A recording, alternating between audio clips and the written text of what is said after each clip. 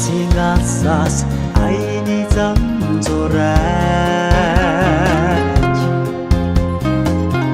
амин хайртай нутаг минь хүүгээд. Тэгээд аавынхаа тухай ярихад миний аав бол маш шудраг, үнж, ажилсаг хүн байсан. Тэгээд гаднаас хүмүүс харахад бол хатуу ширүүн тийм харагддаг хэрнээ гэрт ороод 3 охиноо бүр үнэхээр эрхлэлдэг байсан.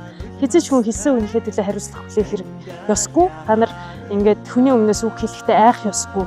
Зоригтой байх хэрэгтэй, шудраг байх хэрэгтэй. Гэхдээ сайхан сэтгэлтэй байх хэрэгтэй гэдэг хүмүүжлийг бид нарт өгсөн яг ингээд бүгд дээр харагддаг.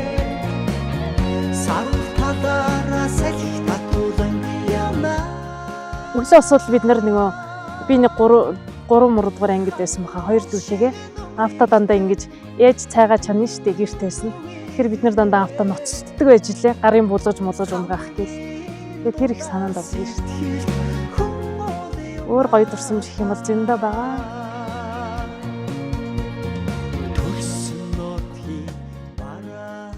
Ер нь эрэгтэй хүн чинь охтуудтай аяг зөөлөн байдаг юм байлээ ш харахад.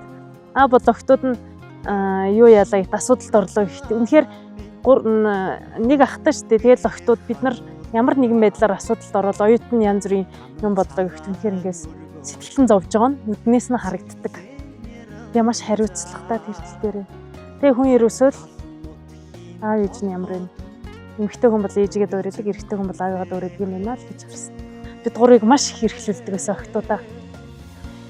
Юугаарч дутаагаагүй тэгэл сайхан өссөндөө ер нь бид гурыг маш их хэрэглүүлдэг байсан охтуудаа. Юугаарч